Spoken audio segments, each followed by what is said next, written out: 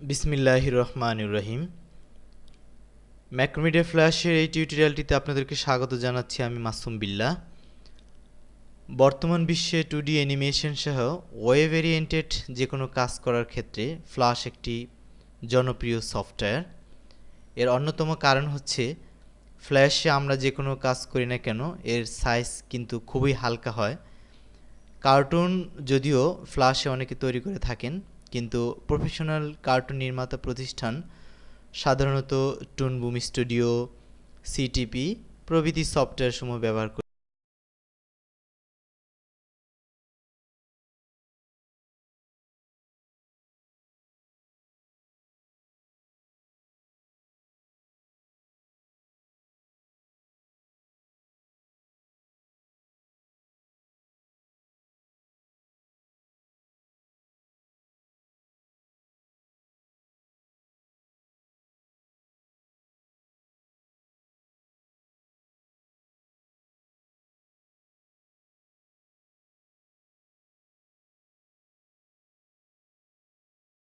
কিছু করে দেব না, কারণ আমরা আমাদের বিভিন্ন প্রজেক্ট সমূহ অনুশীলন করার মাধ্যমে পর্যায়ক্রমে আমরা সেগুলো শিখব।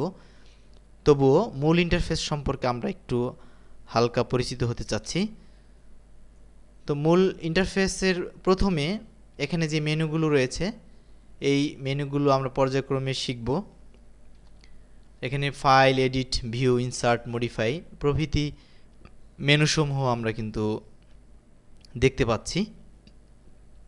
শেষের যে হেল্প মেনুটি রয়েছে এই হেল্প মেনুর আমাদের কিন্তু এই ফ্ল্যাশে প্রফেশনাল কাজ করার জন্য এবং খুব ভালোভাবে ফ্ল্যাশকে আয়ত্ত করার জন্য এখানে যে হেল্প ফাইলের প্রতিটি অপশন আমরা ধীরে ধীরে ভালোভাবে বুঝে বুঝে পড়ে পড়ে আমরা এখান থেকে শিখব। এছাড়া আমাদের মূল ইন্টারফেসের বাম দিকে যে টুলস রয়েছে এই টুলসের অধীনে বিভিন্ন টুলস আমরা পাবো। এই টুলগুলো আমরা পর্যায়ক্রমে ব্যবহার করব এবং এখানে যে লেয়ার রয়েছে আমরা ফ্ল্যাশে ইন্টারঅ্যাক্টিভ সুন্দর সুন্দর অ্যানিমেশন তৈরি করার ক্ষেত্রে নতুন নতুন লেয়ার নিয়ে আমরা কাজ করব। এক লেয়ারে এক কাজ করব এবং নতুন করে এখানে যেই একটি আইকন রয়েছে এখানে নর্মালি একটি ক্লিক করার মাধ্যমে নতুন করে লেয়ার তৈরি করব এবং সেই লেয়ারে আমরা কাজ করব। এছাড়া লেয়ারের ডান পাশে এখানে যে 1, 5, 10, 15, 12, 20, 25 এরকম যে ফ্রেমগুলো রয়েছে এই ফ্রেম নিয়ে নিয়ে আমরা কাজ করব। নতুন করে ফ্রেম তৈরি করে করে সেই ফ্রেম আমরা কাজ করব যে কোন ফ্রেমে কি রাখবো, যেই ফ্রেমে যে জিনিসগুলো আমরা রাখবো আমাদের কাজের আউটপুট কিন্তু সেটি দেখাবে, সেরকম হবে। আমরা বিভিন্ন অ্যানিমেশন আমরা তৈরি করার ক্ষেত্রে আমাদের কোন ফ্রেমে আমরা কি রাখবো সেটি কিন্তু আমরা এখান থেকে নির্দিষ্ট করে দেব আমাদের এই কি ফ্রেমে, এবং আমাদের এই প্রতিটি কি ফ্রেমে আমরা যা কিছু রাখবো সেটির আউটপুট কিন্তু এরকমই হবে। এটিকে আমরা এক অর্থে টাইম লাইনও বলতে পারি। এবং এখানে দেখুন যে টুইন, এখানে যদি আমরা একটি ক্লিক করি তো ক্লিক করার ক্ষেত্রে আমরা এখান থেকে মোশন, শেপ এরকম বিভিন্ন অ্যানিমেশনের প্রকারভেদ আমরা পাবো, যাহা পরবর্তীতে আমরা অ্যানিমেশন তৈরির ক্ষেত্রে এগুলো ধীরে ধীরে শিখে ফেলব। তো এখানে একটি বিষয় হলো আমাদের যে মূল ওয়ার্ক এরিয়া সেটি আমরা এখন চিনব। এখানে দেখুন একটি হোয়াইট কালারের ওয়ার্কশিট রয়েছে, এটির মধ্যে আমরা এখন কাজ করব। যে আমরা ফ্ল্যাশে যে কোনো কাজ করি না কেন আমাদের এই ওয়ার্কশিটে বা ওয়ার্ক এরিয়াতে আমরা করব। এবং আমাদের যে সিলেকশন টুলটি রয়েছে এই সিলেকশন টুলের সাহায্যে আমরা এখন এরকম এই ওয়ার্কশিটের উপর বা আমাদের যে মূল ক্যানভাস যেটির মধ্যে আমরা কাজ করব সেটির উপরে নর্মালি এভাবে যদি ক্লিক করি তাহলে কিন্তু আমাদের যে ব্যাকগ্রাউন্ড বা ওয়ার্কশিট এই ব্যাকগ্রাউন্ডের সাথে রিলেটেড সমস্ত অপশনগুলো আমরা কিন্তু এখানে পাবো।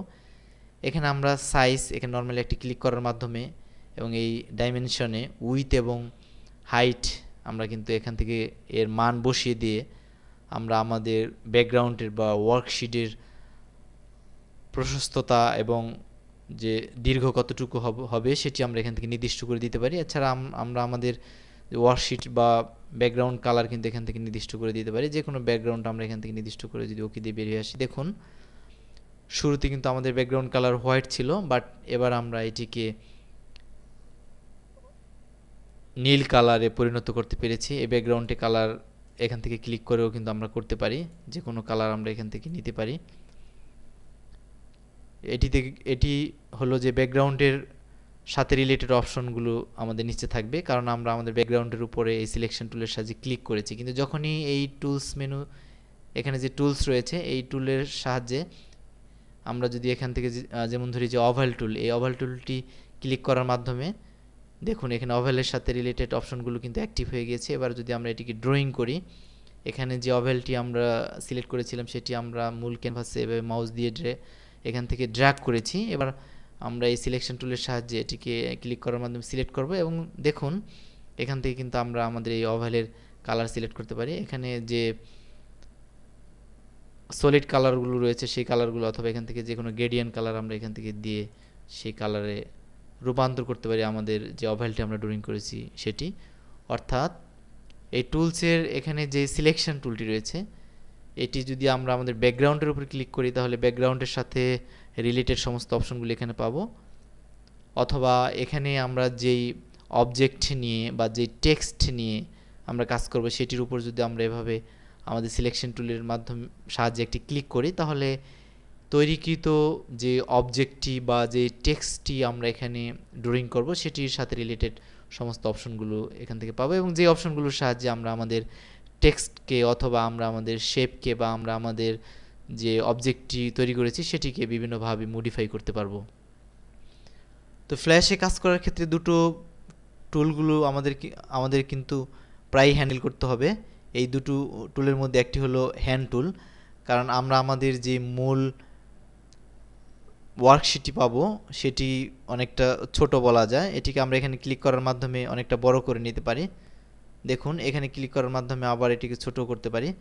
তো এই হ্যান্ড টুলটির মাধ্যমে আমরা এটিকে বিভিন্ন দিকে প্রয়োজন মতো বিভিন্ন দিকে মুভ করাতে পারবো। আমাদের মূল ওয়ার্কশিটকে বা আমাদের যে মূল ক্যানভাসটি রয়েছে সেটিকে আমাদের ইচ্ছে মতো এই হ্যান্ড টুলের সাহায্যে কিন্তু আমরা বিভিন্ন দিকে মুভ করাতে পারবো।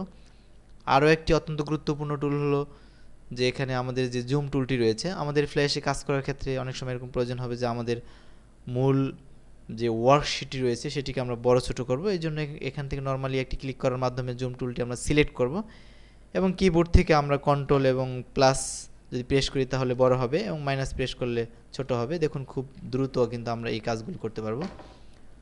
তো পর্যায়ক্রমে ফ্ল্যাশের অন্যান্য যে সকল অপশনগুলো, যে সকল টুলগুলো, যে সকল প্লেটগুলো রয়েছে পর্যায়ক্রমে বিভিন্ন প্রজেক্ট অনুশীলন করার মাধ্যমে আমরা ফ্ল্যাশে সমস্ত টুলগুলো, অপশনগুলো এবং বিভিন্ন অ্যানিমেশন কীভাবে খুব দ্রুত সহজে অল্প সময় করা যায় সেগুলো আমরা পর্যায়ক্রমে শিখব।